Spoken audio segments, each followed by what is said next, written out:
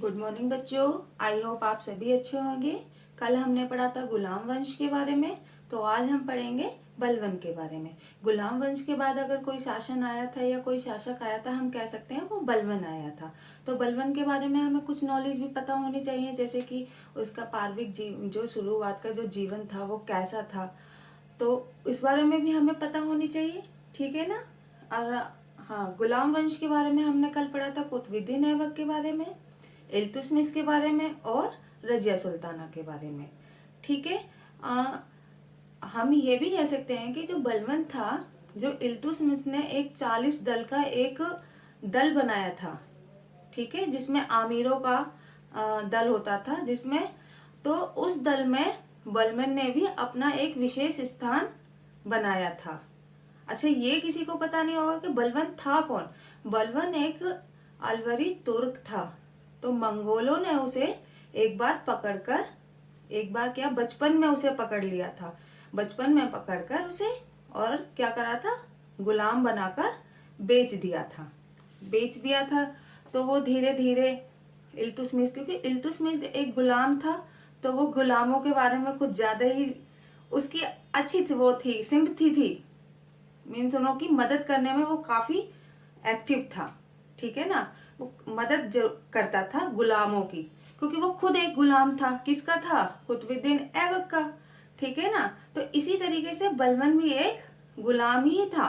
कोई शासन के रूप में या कोई शासक के रूप में वो पैदा नहीं हुआ था। ठीक है, वो भी एक गुलाम ही था।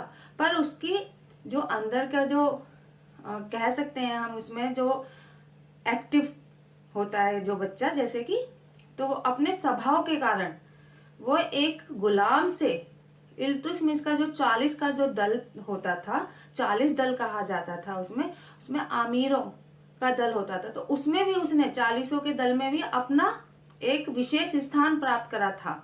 ठीक है ना। विशेष स्थान प्राप्त करा था तो मीन्स एक गुलाम से और विशेष आमीरों के साथ खड़ा था, क्योंकि आमीरों का बहुत वैल्यू थी उस टाइम। आमिर अपनी बातों को राजनीति में हर चीज में दखल अंदाजी करते थे, जिससे उनकी वैल्यू काफी बढ़ी हुई थी। किसके टाइम में? कुतुबुद्दीन ऐबक के, गुलाम वंश के में। बट बलबन के टाइम पर ऐसा कुछ भी नहीं हुआ था। ठीक है ना जी। हाँ, और पता है आप सभी को मैं ये भी बताना चाहती हूँ कि रजिया को जो मारने में कह सकते हैं, या हत्या करवाने में, या राजगद्दी से हटाने के लिए बलबन का भी हाथ था, क्योंकि वो भी यही चाहता था कि बलबन जो था वो रजिया सुल्ताना को या तो वो हटे, क्योंकि वो खुद उस शासन पर बैठना चाहता था, राजगद्दी पर बैठना चाहता था। क्यों पता है? क्योंकि वो एक जो इल्तुतमिश के जो उत्तराधिकारी थी, रजिया सुल्ताना थी, लेडी थी, उसे कोई भी पसंद नहीं करता था, ये तो आप सभी जानते होंगे। तो जो उसके जो बेटे थे वो बहुत ही निर्मल और कमजोर शासक थे, जो शासन चलाने में बिल्कुल भी निपुण नहीं थे। ठीक है, हम ये भी कह सकते हैं बिल्कुल भी निपुण नहीं थे। तो उसी चीज का उसने, बलबन ने फायदा उठाया। रजिया सुल्ताना को उसने राजगद्दी पे से हटाने में, जिन जिन लोगों को भाई चाहते थे कि वो रजिया सुल्ताना राजगद्दी से हट जाए या मर जाए, मरवा दिया था। पढ़ाया था ना मैंने पीछे की क्लास, जो मैंने जो कल क्लास ली थी आपकी, उसमें मैंने आपको अच्छे ढंग से पढ़ाया था, बताया भी था कैसे मरी थी। ठीक है ना, कैसे उसकी मृत्यु हुई थी। तो बलबन भी उन लोगों में ही था। ठीक है ना। बलबन का तुर्क था। ठीक है, पर वो अपने आप को क्या मानता था? वो अपने आप को एक देव मीन्स भगवान का रूप कह सकते हैं हम। ठीक है ना, मानता था। ठीक है जी। देवी अवतार या देवी के अधिकारों से पूर्ण अपने आप को मानता था। ठीक है। तो लोगों के मन में चारों तरफ जब शासन कमजोर चल रहा था, तो लोगों के मन में डर भी था कि भाई हमारे राज्य की स्थिति बिगड़ जाएगी, और हमारा जिससे हम खाने के लिए बिल्कुल इधर से उधर हो जाएंगे भयभीत। वो उन्हें उस बात का भी डर था, वहां की जो प्रजा थी।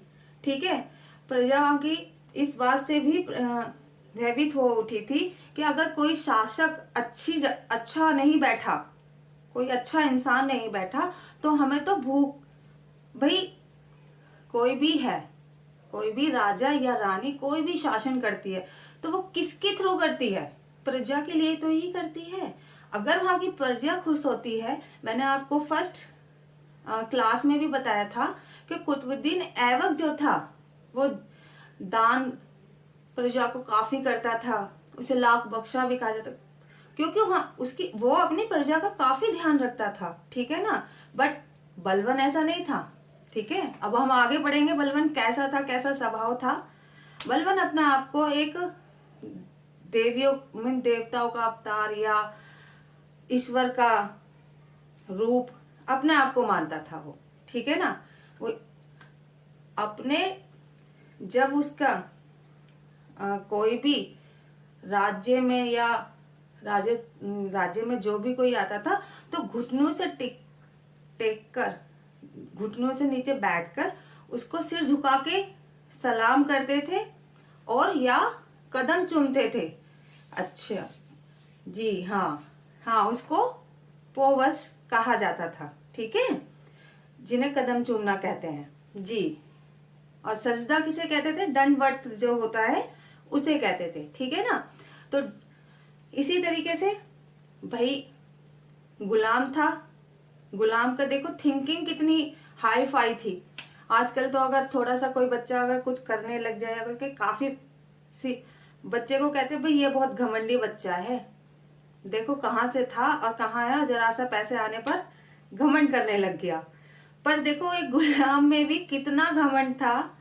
मेरे उसका कहा जाता है, बलवन के बारे में ये भी कहा जाता है कि जब वो किसी छोटे आदमियों को देखता था या गरीब आदमियों को देखता था तो उसका इतना क्रोधित हो जाता था कि उसकी तलवार अपने आप उठ जाती थी हाथों में। किसको मारने के लिए? और गरीब आदमियों के लिए। खुद एक गुलाम था, गुलाम के अब पर वो गरीब जनता के बारे में कुछ नहीं सोचता था, ठीक है। उसने काफी विद्रोह का दमन भी करा था जी, बिल्कुल हाँ जी। बलवन ने छोटे छोटे राज्यों को भी जीता और धीरे धीरे करा, पर वो एक कठोर आदमी, कहते ना एक निर्दयी आदमी वो था, ठीक है। अच्छा, जब वो शासन में आया, राजगद्दी पर जैसे ही बैठा तो उसने सबसे पहले किन लोगों को हटाया? भाई हमने पढ़ा अभी तक आमिरों के बारे में, उसे पता था अगर आमिर जो रहेंगे मेरे शासन में तो वो धीरे धीरे क्या करेंगे, मुझे भी राजगद्दी से हटवा देंगे, क्योंकि वो इतनी रणनीतियां चलते थे कि जिससे राजा भी उनसे परेशान हो जाता था, क्योंकि वो अपने बारे में ही सोचते थे। गुलाम वंश में भी यही कारण था कि आमिर खुश नहीं थे रजिया सुल्ताना के बनने पर। उन्होंने क्या करा, उसकी हत्या करवा दी। इसी तरीके से इल्तुतमिश का जो बेटा था वो भी नहीं बन पाया, वो भी उन्होंने मरवा दिया, जिसके कारण 1265 में, ठीक है, 1265 में बलवन का नाम आया था। क्यों आया था? क्योंकि बलवन से पहले जो इल्तुतमिश का जो बेटा उन्होंने बनाया था ना, वो उन्होंने कहा जाता है कि वो बलवन ने भी उसकी हत्या करवाई, बलवन ने ही उसकी हत्या करवाई थी, ठीक है। क्योंकि 1266 में 66 से लेके 1286 ईस्वी तक बलवन का शासन चला था, ठीक है ना। तो इसी तरीके से धीरे धीरे भाई बलवन को पता चल गया था कि आमिर भी उसके आज नहीं तो कल उसे उतारेंगे ही। किस पे से? राजगद्दी पे से, शासन पे से। तो उसने भी सबसे पहले यही अपना राजगद्दी पे बैठते ही उसने आमिरों की जो महत्वपूर्ण कार्यों में, रणनीतियों में, राजनीतिक कार्यों में जो वो एक्टिविटी जो करते थे या अपनी राय रखते थे वो धीरे धीरे कम कर दी। और धीरे धीरे कम कर दी। अगर वो छोटा सा भी अपराध करते थे ना आमिर, तो वो उनको कठोर दंड देता था और धीरे धीरे उनकी वैल्यू बिल्कुल ही समाप्त कर दी। कोई डिसीजन नहीं लेना उनसे, कोई राय नहीं लेनी, बिल्कुल खत्म कर दिया। अच्छा, अब उसके बारे में भाई उसने जब शासन कराया तो कोई तो बात होगी उसमें, ठीक है ना। जब उसने शासन करा था तो विद्रोह तो उसके टाइम पर भी होएंगे। आमिर सामने से नहीं कर रहे हैं पर पीछे से तो करेंगे ही ना उसे राजगद्दी से हटाने के लिए, ठीक है ना। तो राजगद्दी से हटाने के लिए पता है, तो वो जो सेना का संगठन करता था, मीन्स सेनाओं को संगठित करता था अपनी सेनाओं में, तो उसका वो बहुत विशेष ध्यान रखता था। ठीक है, काफी ध्यान रखता था कि जिससे कि कोई खराब सेना ना चुने, खराब घोड़ा ना हो, उन्हों का वो खुद स्वयं देख रेख करता था। अच्छा, एक बार अब इसका दमन नीति का भी पढ़ते हैं आप। तो एक बार बंगाल के एक शासक था जहां विद्रोह हुआ था, तुगरिक खा बैग। ठीक है, तो वो बंगाल का शासक था। तो बलबन उसके आगे नहीं टिक पाया। उसको जो युद्ध में हराने के लिए, बलबन को, जो बंगाल का जो राजा था, उसे हराने के लिए पता है कितना, 2 वर्ष का टाइम लगा था, समय लगा था उसे हराने का। ठीक है ना, वो भी वहां के बंजारे जो थे उन्होंने सूचना दी कि भाई ये यहाँ पर है। तो उसकी सेना ने उसे चारों तरफ से घेर लिया और बलबन ने उसे मार दिया। ठीक है। अच्छा, बलबन जो था ना, उसकी कुछ अलग ही राजनीति थी। ठीक है, उलमाओं को नाम जानते होंगे आप। तो उस टाइम गुलाम वंश और उस टाइम उलमाओं का बहुत ही वैल्यू थी। तो बलबन ने उन्हों की भी वैल्यू कम कर दी। महत्वपूर्ण कार्यों में, राजनीति में, सब में उन्हों की कार्य बिल्कुल समाप्त कर दी कि भाई अब तुम्हारी नहीं चलेगी। ठीक है ना, अब मैं अपनी मर्जी से ही कार्य करूंगा। बलबन एक कठोर टाइप का शासक था, बहुत ही जिद्दी। मेरे से जो कार्य करना है तो करना है। ठीक है, तो बलबन, पर हाँ, बलबन कहा भी जाता है, जी बिल्कुल, बलबन जो था दिल्ली सल्तनत का एक ऐसा सुल्तान था जी, जो अपने विचार स्पष्ट रूप से रखता था कि भाई मैं क्या हूं, ईश्वर का या ईश्वर की छाया हूं। ठीक है, कि मैं ईश्वर की छाया हूं।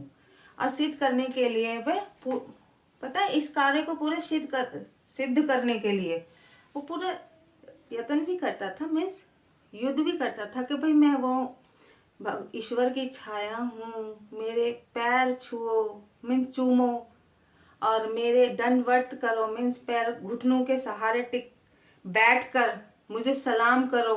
तो उसकी वो यही मानता था। ठीक है ना।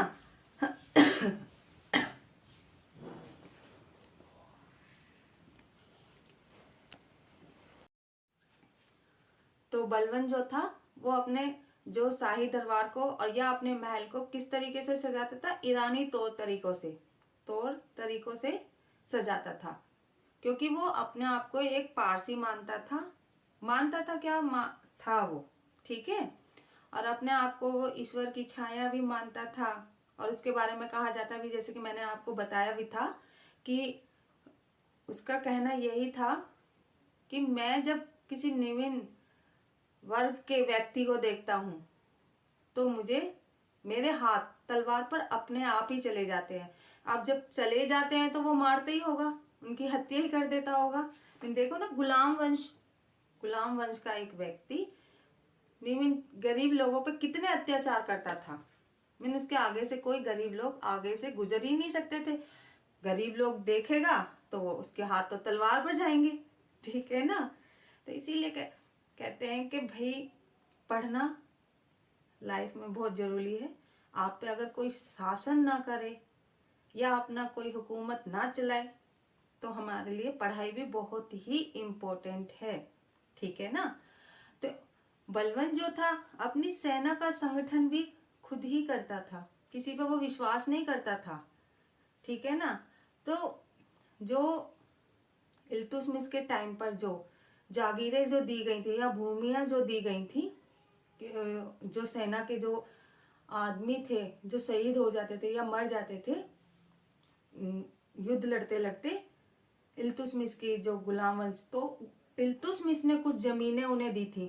तो बलबन ने वो भी जमीन उन्होंने से छीन ली। कैसे कि भाई ठीक है आप ले लो, इसका आधा हिस्सा तो मैं ले ही लूंगा। अच्छा अब तुम जितने जिन्हें हो या उसकी पत्नी या जो माँ होती थी ना, तो उसे जब तक तुम जीवित हो इस भूमि को यूज करो, उपज पैदावार करो, और उसके बाद जब आप मर जाओगे, ये मृत्यु हो जाएगी आपकी, तो मैं इस भूमि को वापस ले लूँ। किसी की परमानेंट नहीं थी कोई भी भूमि कि भाई जमीन हम ले लेंगे, तो ये अब इल्तुतमिश ने दी, बलबन ने वापस ले ली।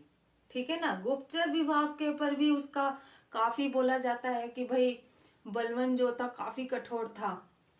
जो गुप्तचर जो थे वो सीधा, अगर संदेश कोई राज्य या देश कोई युद्ध करने वाला है तो वो सीधा बलबन को ही बात करते थे। वो बीच में किसी को नहीं देते थे कि भाई ये हो गया है और ये वाला राज्य है, युद्ध करने वाला है, और सेनापति को बता देते। नहीं, ऐसा कुछ नहीं होता था। सीधा ही संपर्क वो बलबन से करते थे। ठीक है ना। अगर जो गुप्तचर का विभाग का कार्य ढंग से कोई व्यक्ति नहीं करता था या कोई प्रजा नहीं करती थी तो उसे काफी कठोर दंड दिया जाता था। कठोर दंड में मीन्स उसे मृत्यु दंड दिया जाता था। ठीक है।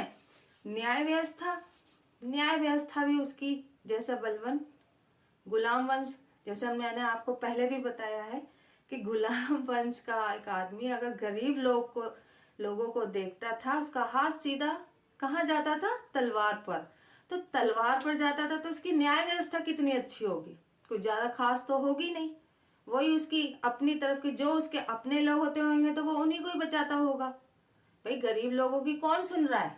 जब वो गरीब लोगों से घृणा करता है या मार ही देता है तो वो गरीब लोग तो कहाँ उसके आगे ये सोचेंगे कि भाई ये हमारा अच्छा न्याय देगा हमें। ठीक है ना। तो इस चीज में भी काफी पक्षपातपूर्ण मिलता था। ठीक है। न्याय वो खुद ही स्वयं करता था। ठीक है। कोई ये नहीं कि किसी ने अपना ये दिया तो सेनापति या जो भी गुप्तचर विभाग या उनके स्नेह अधिकारी जो थे, कोई भी मामला होता था तो सब में वो खुद ही हस्तक्षेप करता था। ठीक है ना। और जो विरोधी व्यक्ति जो होता था, जो उसके विरुद्ध जो खड़ा हो जाता था, तो वो उस आदमी को तो मार देता था और उसकी जो पत्नी बच्चे जो होते थे उन्हें दास बना दिया जाता था। अच्छा, जब बलबन जो था ना, अभी मैंने आपको इतना तो पढ़ा दिया। बलबन की जो हम कह सकते हैं कि बलबन की जो मृत्यु हुई थी, बलबन का शासनकाल मैंने आपको बताया ही था कि 1266 से लेके 1286 तक चला था। ठीक है। क्योंकि उसने 1265 में इल्तुतमिश का बेटा मारा था। उसकी हत्या कर वो खुद ही, कहा जाता है कि उसकी हत्या भी उसी ने ही करवाई थी। ठीक है ना। कि जिससे कि वो शासक बने या राजगद्दी पे बैठे, और वो बैठा भी। ठीक है। एक गुलाम, वैसे तो ये भी एक गुलाम ही था और ये भी गुलाम वंश के बारे में ही था। ठीक है। गुलाम वंश में भी ये भी आता है। भाई मैंने आपको शुरू शुरू में ही बताया था कि बलबन जो था वो भी एक गुलाम था। किसने पकड़ा था उसे? मंगोलों ने पकड़ा था ना। मंगोलों ने उसे पकड़कर एक बचपन में ही बेच दिया था। ठीक है। जिसे इल्तुतमिश ने खरीदा था। ठीक है। तो इतना तो आपको पता ही। तो ये भी एक गुलामी था। ठीक है। तो ये भी एक गुलामी था। ठीक है। इसकी मृत्यु के बारे में कहा जाता है कि 1286 ईस्वी में इसकी मृत्यु हो गई थी। अब रीजन क्या था? भाई इतना कठोर आदमी, रीजन था इसके बेटे की मृत्यु हो गई थी। ठीक है। उसके दुख में ये काफी सदमे में चला गया जिससे इसकी मृत्यु हो गई। तो कहा जाता है कि गुलाम वंश का उस टाइम पूरी तरह से अंत हो गया। ठीक है। क्योंकि भाई इसके बाद जो इसका बेटा जो था एक युद्ध लड़ने गया हुआ था, तो उस युद्ध में उसकी हत्या हो गई। जब इसे ये पता चला तो काफी सदमे में, क्योंकि इसका बड़ा बेटा था वो, तो बड़ा बेटा था तो सदमे में चला गया। अब सदमे में जाने के बाद ये फिर उठ ही नहीं पाया, तो इससे मृत्यु हो गई। इसका जो दूसरा बेटा था वो काफी कमजोर था और अपना शासन नहीं चला पाया था, जिससे कि धीरे धीरे धीरे इसका शासन भी 3 वर्ष के अंदर बिल्कुल कमजोर पड़ गया और शासन का पतन हो गया। ठीक है, फिर इसके बाद भाई शासन का पतन हो गया या इनके टाइम पर कोई सेना होगा या कोई होगा, तो वो है हमारा खलजी वंश। ठीक है, तो खलजी वंश के बारे में हम कल पढ़ेंगे। ठीक है, आज हमारा पूरा टॉपिक गुलाम वंश के बारे में था, जिससे कि हमने आज हमारा गुलाम वंश पूरा क्लियर हो गया है। आई होप कि आपको सभी को अच्छा लगा होगा। ठीक है, और कल हम पढ़ेंगे खलजी वंश के बारे में। ठीक है, अगर आपको कुछ चीज कमेंट करके मुझे बता सकते हो कि आपको अदर क्या पढ़ना है, कुछ और भी पढ़ना है, तो आप मुझे बता सकते हो अगर। ठीक है, तो हम खलजी वंश के बारे में कल पढ़ेंगे। ठीक है, तो लाइक करें, सब्सक्राइब करें और गुड बाय, टेक केयर।